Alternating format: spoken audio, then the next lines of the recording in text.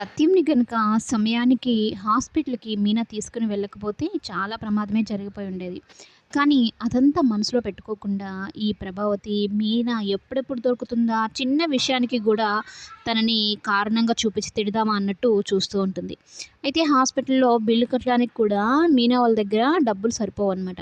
అప్పుడు రాజేషే డబ్బులిస్తాడు. అది కూడా తన డ్యూ కట్టాల్సిన అమౌంట్‌ని ఇస్తాడనమాట. ఫ్రెండ్స్ అంటే ఇలా ఉండాలి అన్నట్టు చూపిస్తారు మనకు. అయితే ఈ ప్రభావతి శృతి తప్పు చేస్తే మీనాని తిట్టడం ఏంటో గానీ ఆశ్చర్యంగా, బుద్ధి లేకుండా ఎప్పుడు మీనా మీద పడి అరుస్తూ ఉంటుంది.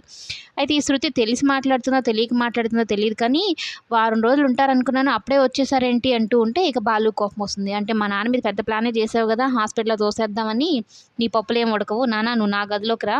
అక్కడ పడుకో ఎవరు స్ప్రే చేయరంటూ మాట్లాడతాడనమాట. అప్పుడు ఇక రవి ఈ బెడ్ తీసుకోరా నాన్నకి అక్కడేద్దాము అంటూ ఉంటే, మీనా ఉండి వద్దండి అని చెప్పడంతో, దానిలో కూడా అర్థాలు వెతికి ప్రభావతి చూసావా మీ నాన్నని బెడ్ మీద పడుకోబెట్టు అని నువ్వు చెప్తూ ఉంటే, వద్దు కిందే పడుకోబెట్టానంటే మాట్లాడుతూ ఉండి అనేది అంటూ ఉంటే మీనాకు కోపమొస్తుంది. అసలు నేనేం మాట్లాడుతున్నానో వినిపించుకోరా మీరు? నాకు కూడా నోరుంది ఎలా అయినా మాట్లాడగలను మీలాగే నేను కూడా. నా విషయంలో ప్రతీదీ మీకు అనుగుణంగా మార్చుకొని, మీరేదో ఒక సాకు పెట్టి నన్ను తిట్టాలని చూస్తూనే ఉంటారా? ఏంటత్తే ఇదంతా అన్నట్టు మీనా గూడా గట్టిగా యేసుకుంటుందనమాట. ఆ తర్వాత రవికి, శృతికి పెద్ద గొడవే జరుగుతుంది ఇంట్లో. రవి, శృతి వచ్చి ఇక సత్యంకి సారీ చెప్తుంది. ఇంక అంతటితో గొడవ ఆగుతుందా అంటే ఆగదు. ప్రభావతి ఏదో ఒకటి అంటూనే ఉంటుంది.